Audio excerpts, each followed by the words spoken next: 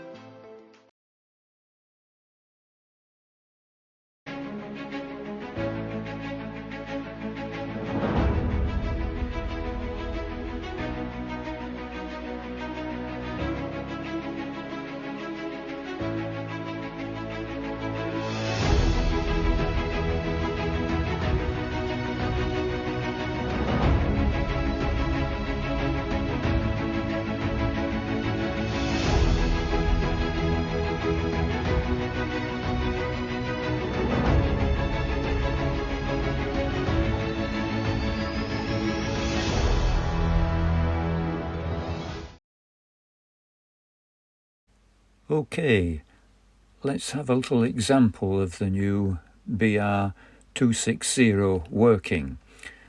Let's assume that at the Brawa siding 1B that we require gas.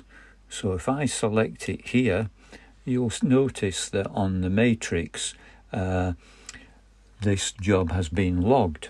Right, so let's move the loco, which just happens to be in the next block in Kanda ground, to Brawa. You will notice that when it arrives with this gas wagon, the order is automatically cancelled, and also that the uncoupling sequence proceeds and uncouples the wagon.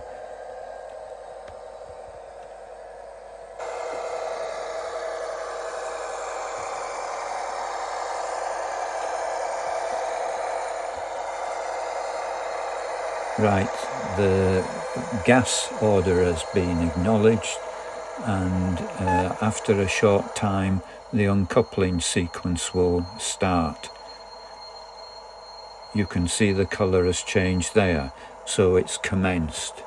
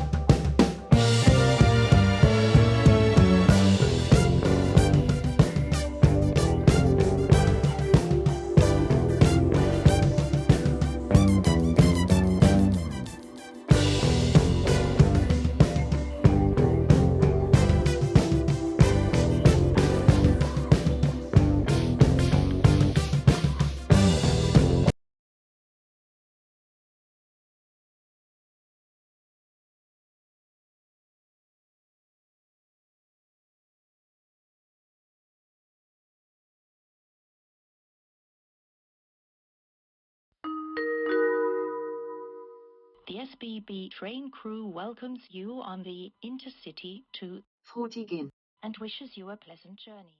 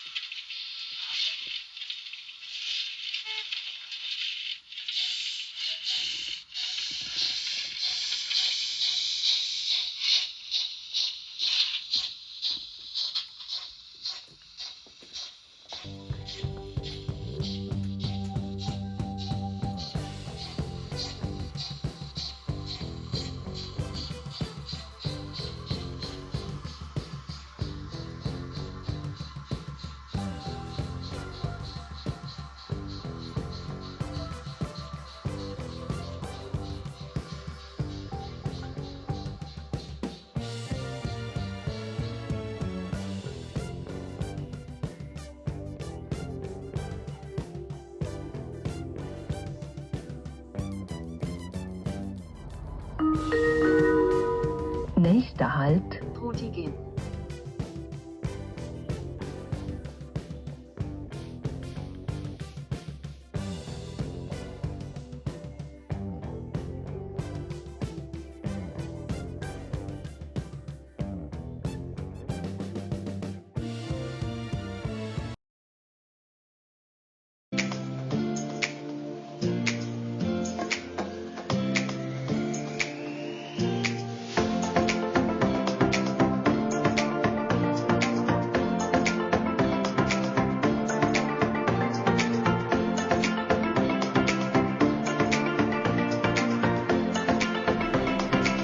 Why have I chosen to have so many stations?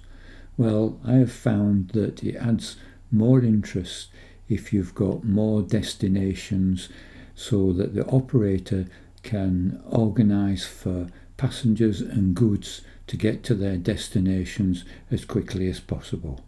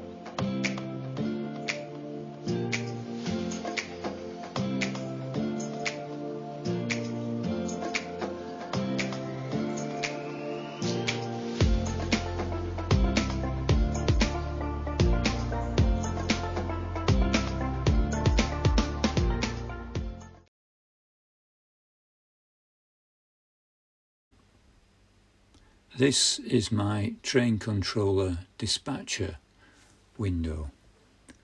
I've also got open in floating mode the inspector window.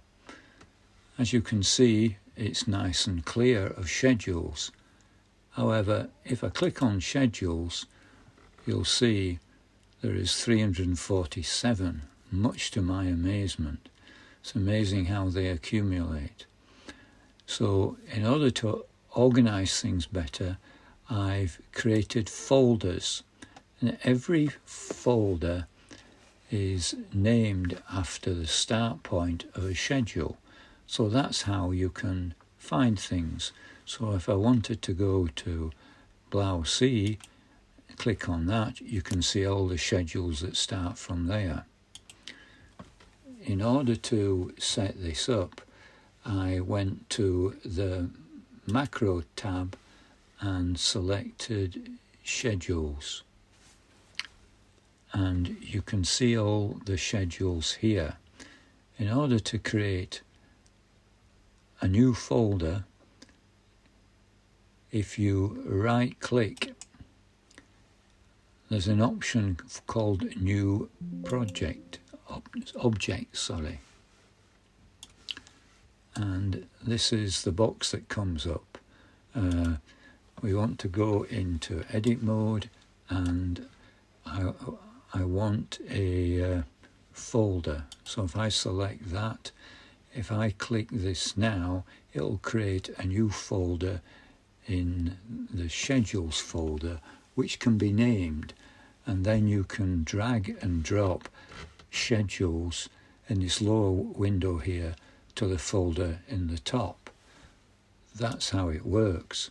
By the way, the schedules window is in the Explorer window,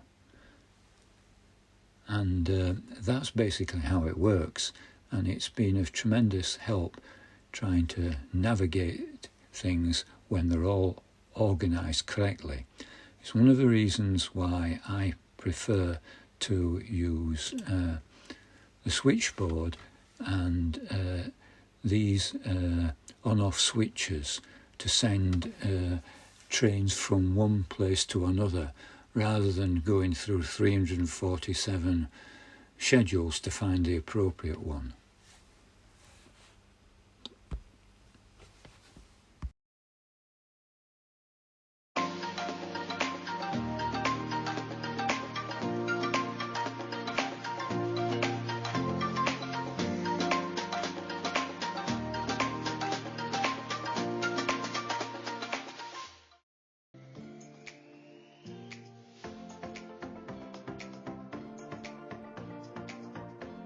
This is my railway room when it is not in use. You can see it's a shelf railway, and I protect it from dust as much as possible with some agricultural polythene velcroed over the railway to try and minimise the dust. So this is my railway all ready for use with the polythene removed. This is the main station in the railway extension, which is my feeble attempt at creating the station at Thun. And I've chosen the backdrop behind with a lake to simulate the real lake Thunersee. The idea is on the left-hand side to build a mountain to sort of indicate the railway runs into a tunnel. Further, there's lots to do here, as you can see. All the track works, but there's loads of scenery to do. And in the corner here, I'm going to build another mountain for the terminus of the new cog railway, which I call Almenalp. Then coming round the corner here, I want to try and move into a mountainous scene where I can fit in as many tunnels and bridges as possible with the very mountainous backdrop. You can see there's a ramp going up to Almenalp, a ramp going up to Adelboden, and one down to the fiddle yard, which I'm calling Bern. The lower level here, I've got a little siding, and I'm going to make some scenery to indicate this is an underground station, and there is a railcar shuttle here that goes from there to Thun. And the upper deck here, we've got Adelboden-Dorf. Again, there's loads to do here. Adelboden-Dorf is also the starting point for the cog railway to Almenalp. And this is a new hatch I've formed to take me through to the original station, Adelboden, which, if you've seen my videos before, you will recognise things. If we drop down here to this fiddle yard, I'm going to try and make that a station called Burn, with platforms and so forth. It's a very restricted space. It'll be a challenge, but that's part of the fun of it. Moving around here, you've seen this before in my last year's Christmas arrangement. This is the control station here with a Z21, which I think is great, and using train controller 9. Above here we've got hidden station called OI, and in the corner here we've got Schwand. Coming round here, this is Frutigen, and in the background there is the cog railway that goes up to Berglager. Berglager is up here with a tunnel through to Silleren, and this is Frutigen. There's not a lot of space here, so things are pretty cramped. Moving next door, you can see where the cog railway comes out and finishes at Silleren. On the lower level here, we've got Blausee with the new Edelweiss Express all set to go.